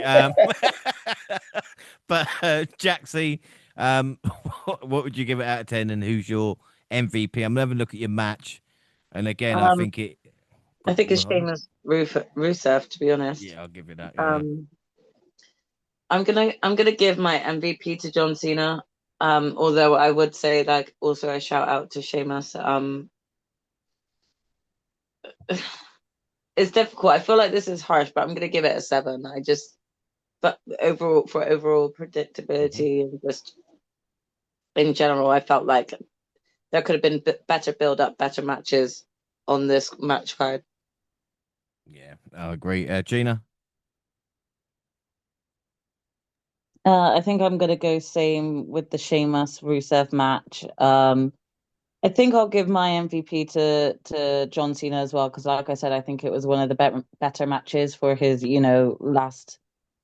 last year of wrestling. So I'll give him the MVP for this one. And yeah, I would say like the show was maybe like a 7. They're lucky I'm even giving it that, to be honest, and that's thanks to the two matches of Sheamus and Rusev and John Cena and Logan Paul. Yeah, without doubt. Yeah, like I said, match tonight is Sheamus through. So MVP went to Becky Lynch. Not only did she have a match, but she was the star of the main event as well. And rating, I'll give it an 8 out of 10. Should do so much better. Post show, we see CM Punk looking annoyed, and we've got Big E, Jackie Redmond, and Pete Roberts. They were back in the ring, and John Cena joined them. He said he's gained energy, but he only has 8 dates left. He knows he can't face everyone, but he's willing to pay homage to a few wrestlers. He did say they pivoted on the turn, which again, Jaxie is interesting because Cena is a really open guy. It seems, unless it's all an act. Everything I've seen, even with like the Yeah, Peacemaker and all the stuff, he's yeah. quite genuine about it, and he's like, "Look, we pivoted, but this is kind of what I wanted to do anyway." Yeah, I mean, like I feel like what you see is what you get with, what he's saying within wrestling right now. So I feel like there's some truth to hold to him, against that. Although again, you could be right in saying that this is a complete act, which would be probably maybe one of his finest. We'll see. Triple H was next. He got the crowd to sing. It was the kind of same old shit. New record gate beating Taylor Swift. So, like I said, they really uh, took the money off the Damn, people Swifty. in Paris. Oh, my God, when you consider them. But anyway, we got Raw in Paris. Which was the next night. Jey Uso started the show and wanted division. Instead, he got LA Knight, who said they both lost thanks to Jay. The bronze followed, and just like that, a main event was booked. But it was jarring to see Jay with no Yeet merch to start off. I suppose it was a more serious Jey Uso. Before we got there, we got the Vision's leader, Seth Rollins. He was a wanted man. CM Punk called him out, but got Becky Lynch coming out to her husband's music. She mocked him, mocked the crowd for chanting AJ Lee. Lynch said he is everything Punk will never be. Visionary eventually came out and told Punk to say what he has to say to his face, but Lynch blocked Punk's path. She smacked him about a few bits. The second savior. Monty, did you think for a second, when CM Punk walked away, that he would GTS Becky Lynch? Because it's not beyond the realms of possibility, is it? I know they're setting it up, but I was like, go on, Punk. Go on, Punkster.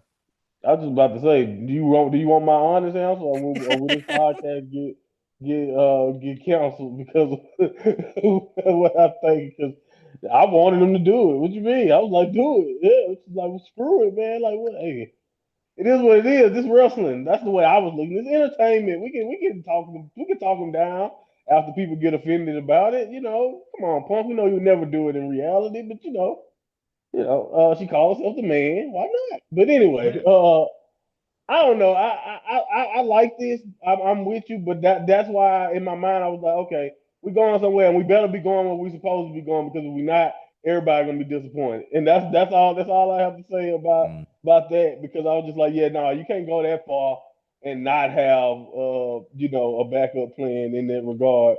But I also was like, do we just let Becky get away with this because we like Becky and respect the man character? Because like Seth once again is just like irrelevant to me. And it's almost like when he walked out there, I was like, "Nah, go on back. She's doing a good job for you, man. We don't even need you, Seth. Like, yeah, go ahead. Let her do her thing. Like, why not? Yeah. But yeah, so that's the dangerous element because that was I'm going to be honest. As a wrestler, you couldn't ask for two better comparisons. They both can give you whatever you want. But as on the mic and character wise, oh, Becky is way more interesting than him.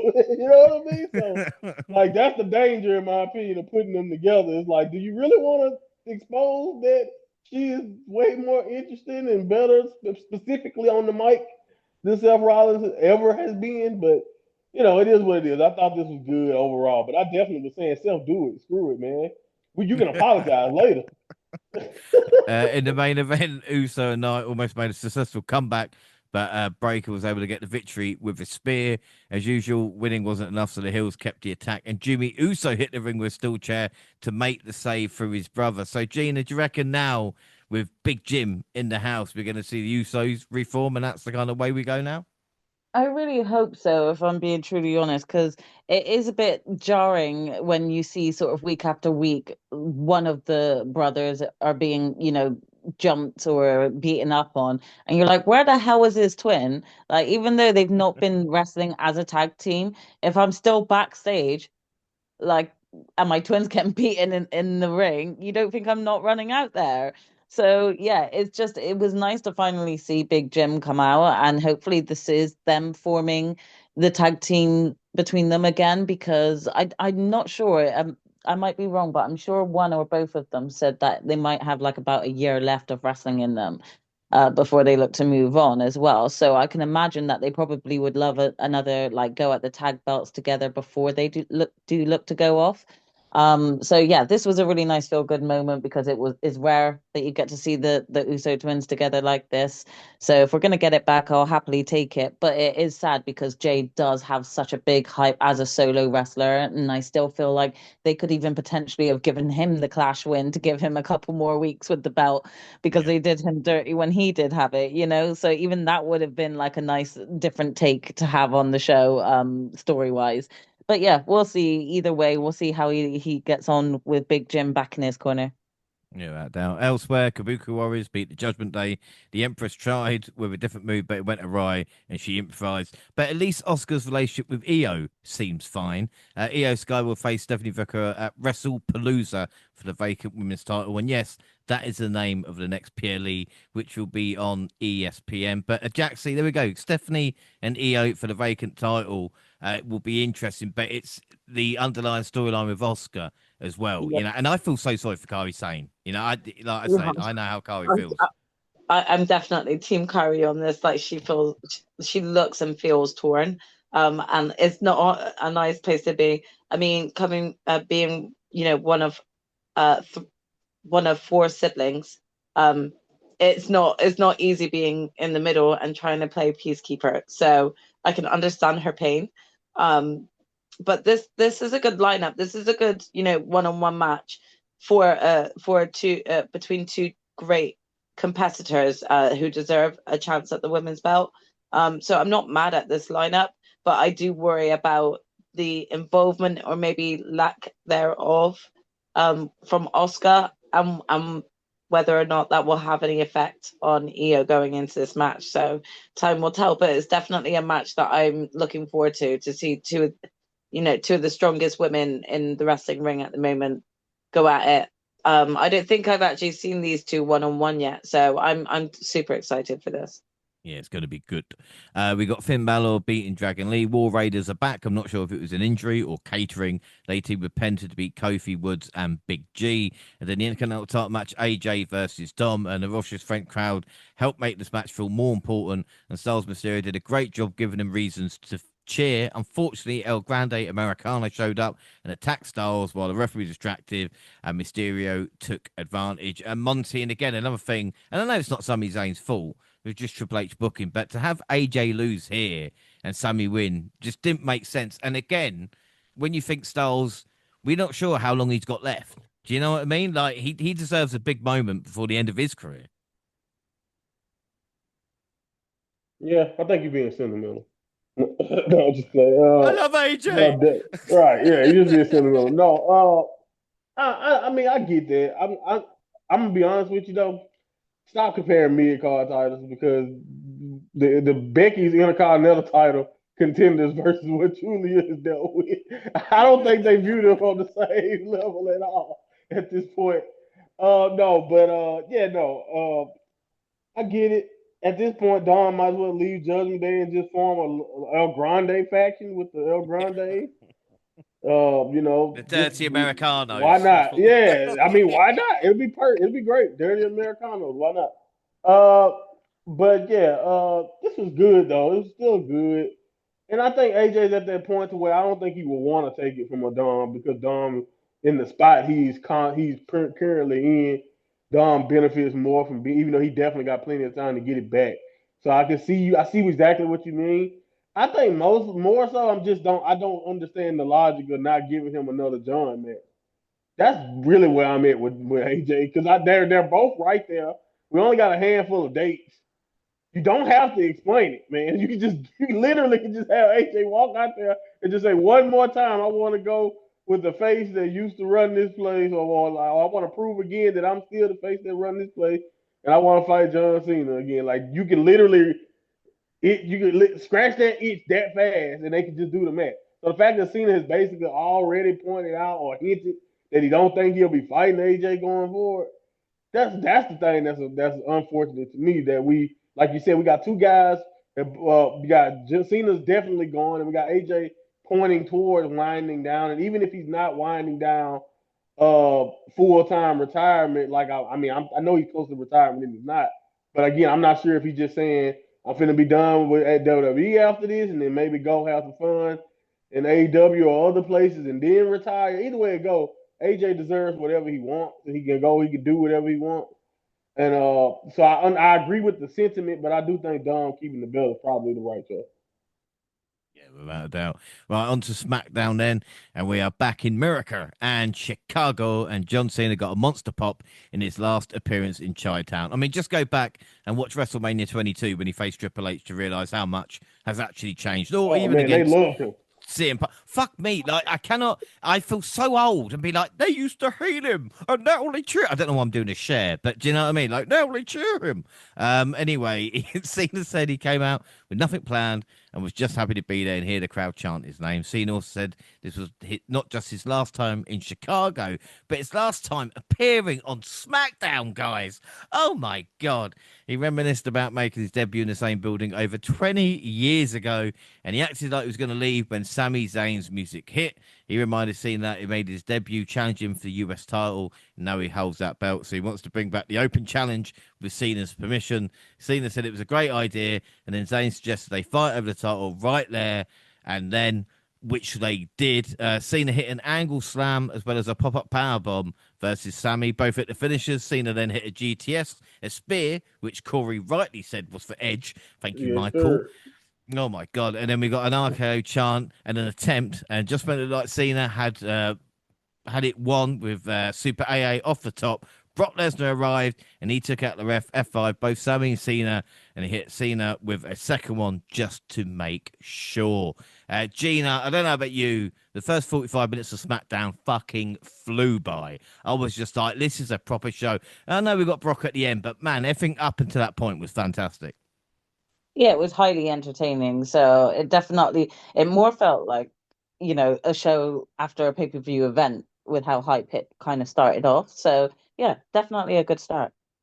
Yeah, it was fucking excellent. I really really enjoyed it. As Damien Priest was making his way to the ring, Aleister Black attacked him from behind and sat in the middle of the ring while officials tended to his opponent.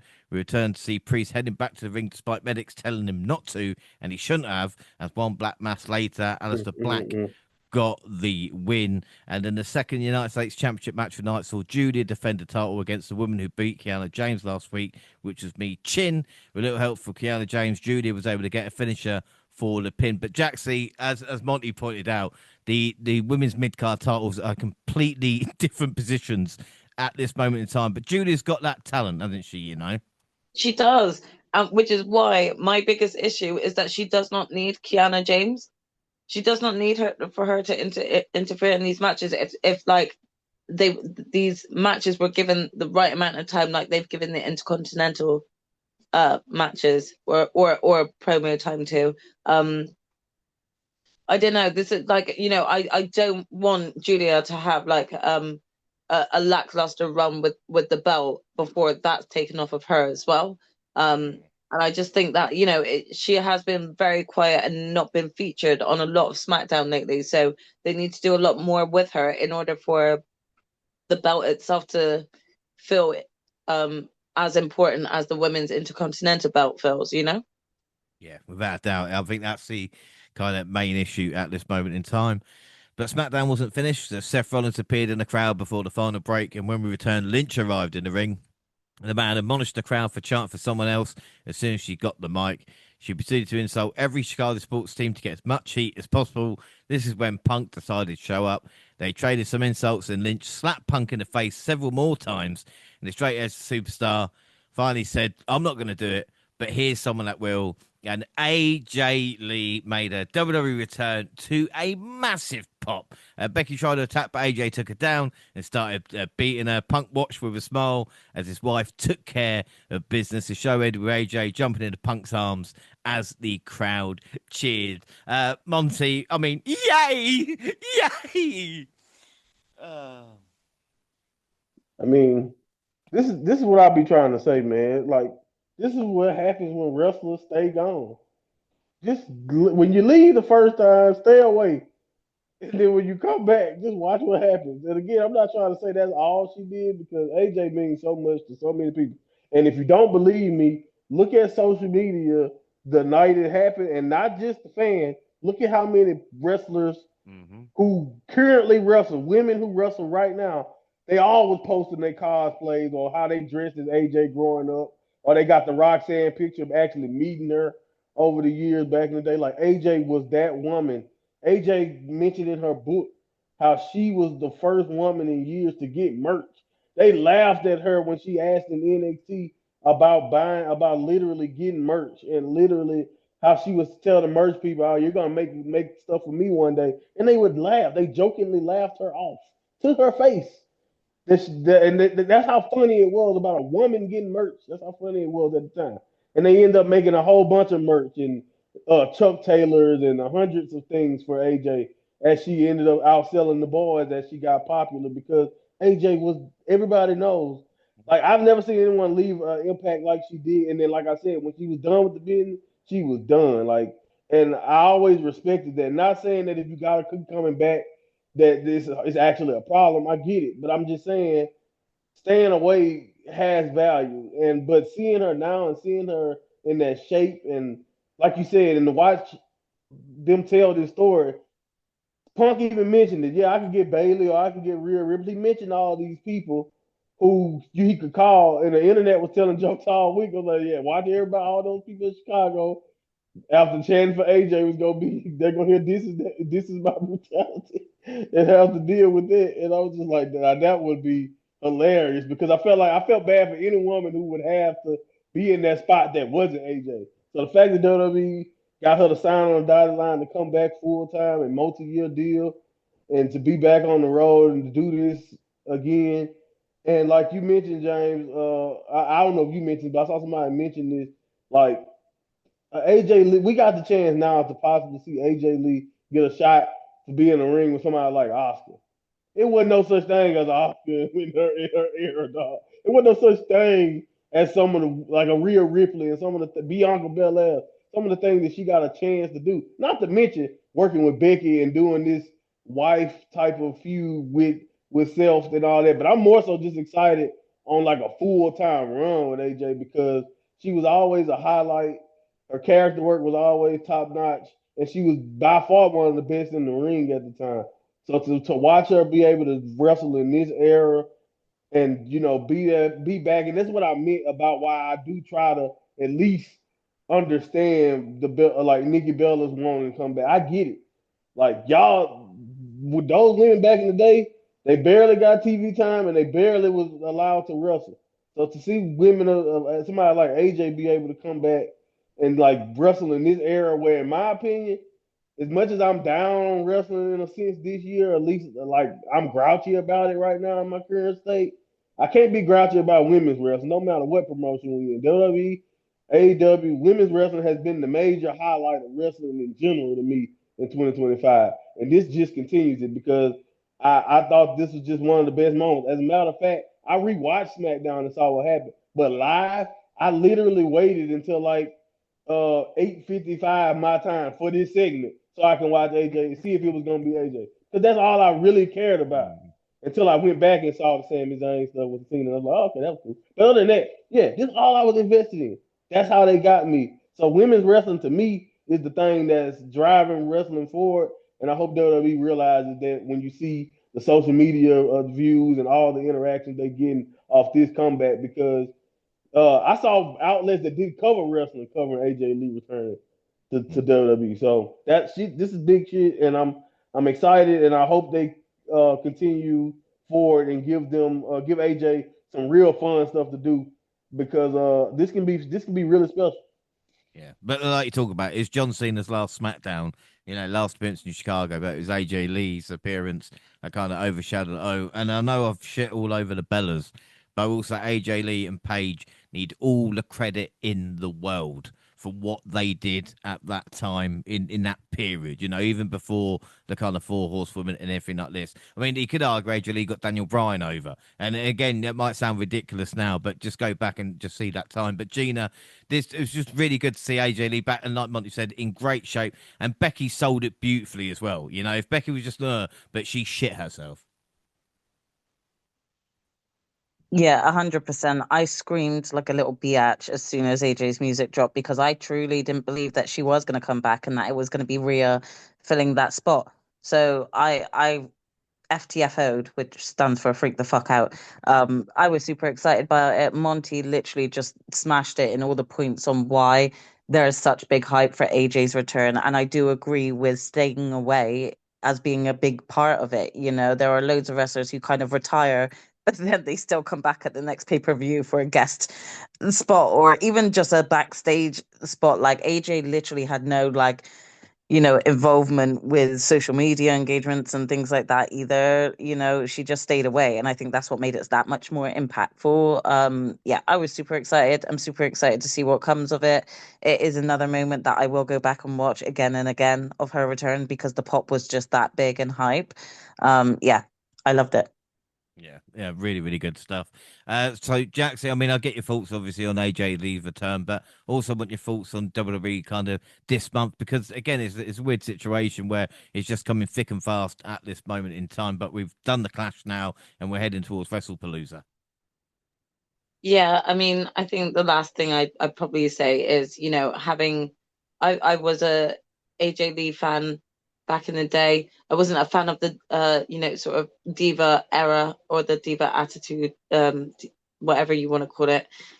However, I read AJ's book and just kind of resonated with a lot of what she wrote about, and just kind of feel more like you can relate to someone like AJ. And I think that's what makes her such a popular person, not just a wrestler, but popular person within wrestling. And it's very exciting to see her come back and see what she can do. I saw, certain threads that called out, AJ's got some receipts, coming for the likes of like even Liv Morgan, which I'd love to see her have a one-on-one match with.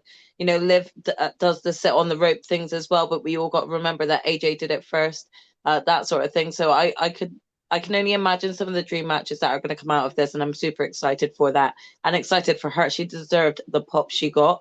And I was really relieved that it was no other female in that position because, yeah, I don't think that they would have gotten as great a reception because of the expectation of who they wanted. So it was a right call here. I'm excited for that. I mean, for the month of WWE so far, sadly, it's kind of stayed the same in terms of my viewpoint on it, where you've had your ups and downs of it, but I have to agree with Monty's statement. I think right now the women's division are holding it together, are keeping interest. Even before Naomi announced her pregnancy, uh, people were tuning in more for Naomi than they were the male wrestling, and it's not because male wrestling is not good; it's great, but creative and storylines for them right now suck. So right now, I just think that creative needs to get creative. Nice. So we'll leave it on that. That is it. Don't forget, across all social media, X at the WNR podcast, and I'm at the WNR pod. James, you can find the entire WNR team on the banner. Jaxie, where can people find and follow you? I'm across X, Instagram, and Twitch at Jaxie Scarlett. Perfect. Monty? On Twitter at MindMontyPod. Lovely. And Gina? You can find me on the same at Purple Pain. Perfect. Double also on Facebook and Instagram. Send us an email, podcast at gmail.com, and YouTube podcast, where we are celebrating 10 years of the WNR with shorts, the universe mode, and clips from any event we go to. And of course, the podcast is live on YouTube, also on SoundCloud on your phone, and iTunes, where you can download, subscribe, rate, and review there. So that is it. Our next episode, it's G1 time. I hope everybody is ready for the G1 climax next week. But until then, I've been James Rowlands, and I was joined by the fantastic Jaxie Scarlett. You got a victory, but it's all about New Japan next week. You better be ready. It is. I'm close to it. I'm close to it. So yeah, I'm very much looking forward to discussing everything G1. Always one of the most exciting events to come out of New Japan. So you guys will have to check it out next week. That, and of course, the mind of Monty. I know, sometimes it's tough, but I'm there for you, buddy. I'm there to help you through. That must help. No, we don't. Good. And of course, the genius of Gina, a victory. You see, doesn't get talked about, but we did win today. I did tell you that. Yeah, it was positive and I will take it. My year has been up and down with these wins, so I'll take whatever win I can get, even if it's a group one. And of course, we've got predictions for the G1 next week as well. We'll find that out and everything else. But that is it. Thanks for listening, everybody, and bye.